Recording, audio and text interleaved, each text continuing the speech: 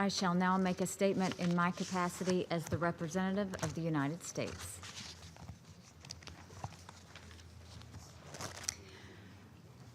One month ago, I stood on the Simon Bolivar Bridge that connects Venezuela with Colombia and watched an unending line of desperate people trying to escape tyranny. The irony and the tragedy of this bridge shouldn't be lost on any of us.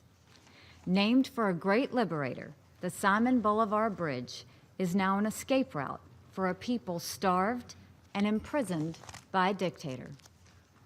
But there is also a lesson in the thousands of Venezuelans who cross the Simon Bolivar Bridge every day.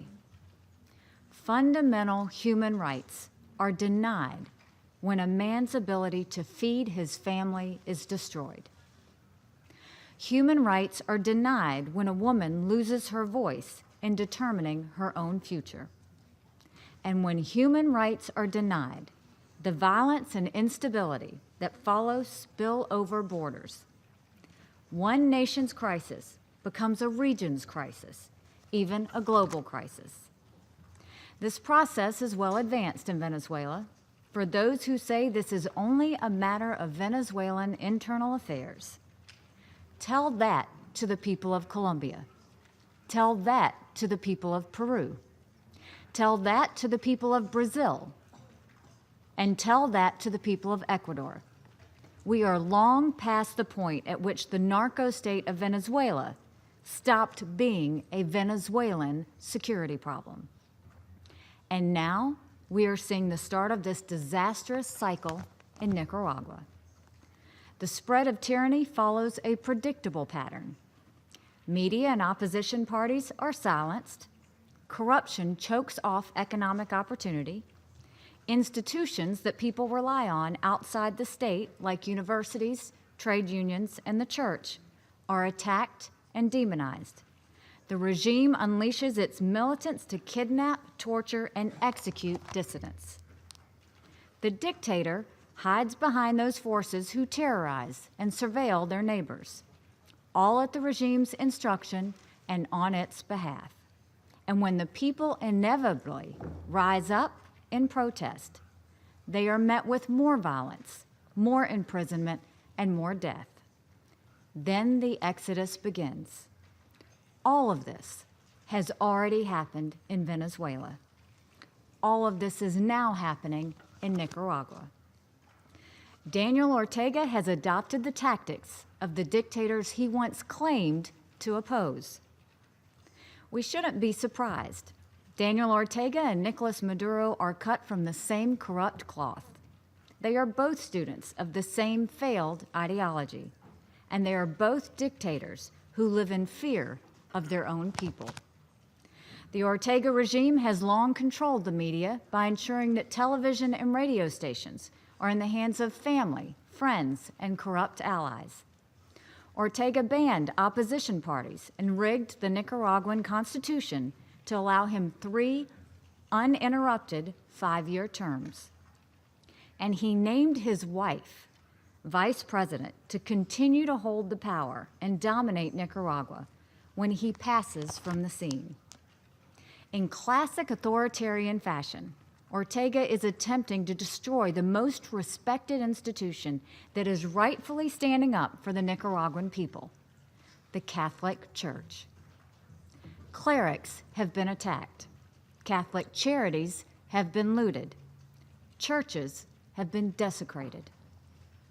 Now he is clinging to power in an equally authoritarian fashion by killing, detaining, and brutalizing anyone who dares to oppose him.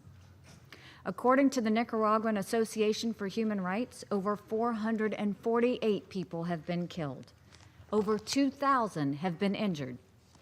Predictably, the Ortega regime has unleashed its allied forces and turned citizens against citizens. Hundreds of the regime's opponents have been kidnapped, including 6 National Dialogue student leaders who were taken just yesterday. Hundreds more have disappeared, and just last week, he expelled the United Nations Human Rights Delegation. All of the detained students and other political prisoners should be released immediately. The result is the beginnings of the exodus of desperate Nicaraguans out of their homeland. Over 25,000 Nicaraguans have migrated to Costa Rica since the start of the crisis, with Honduras, Panama, and Mexico also receiving Nicaraguan migrants and asylum seekers. With each passing day, Nicaragua travels further down a familiar path. It is a path that Syria has taken. It is a path that Venezuela has taken. The Security Council should not, it cannot be a passive observer as Nicaragua continues to decline into a failed, corrupt, and dictatorial state. Because we know where this path leads. The Syrian exodus has produced millions of refugees, sowing instability throughout the Middle East and Europe. The Venezuelan exodus has become the largest displacement of people in the history of Latin America. A Nicaraguan exodus would overwhelm its neighbors and create a surge of migrants and asylum seekers in Central America. Today, the United States stands in solidarity with the people of Nicaragua, not just because we believe in fundamental human rights and expect them to be honored, but because our future is bound up with our neighbors in the Americas. Their prosperity is our prosperity, and their security is our security. On my trip to Colombia, I met with the Venezuelan families who walked 3 hours in the blazing heat every day to cross the Simon Bolivar Bridge for just a single meal, the only meal that they would have that day. Nicaraguan families aren't this desperate yet, but we know what's coming if nothing changes. We still have the opportunity to prevent history from being repeated. We still have the opportunity to prevent tyranny from threatening peace and security. The Nicaraguan people are demanding a voice in their future. They are calling for the release of arbitrarily jailed protesters. They are calling for an end to a dictatorship. They are calling for their own freedom. On July 18th, the Organization of American States overwhelmingly passed a resolution holding the Nicaraguan government responsible for ongoing human rights abuses and has since established a working group to consider the situation in Nicaragua. The OAS has shown great leadership in addressing the tragic developments in Nicaragua. The United States fully supports the efforts of the OAS. For the sake of the people of Nicaragua, for the security of the region, and for the respect for human rights that we are bound to uphold, I applaud the Security Council for adding its powerful voice to those calling for an end to tyranny in Nicaragua. I will now resume my function as President of the Council.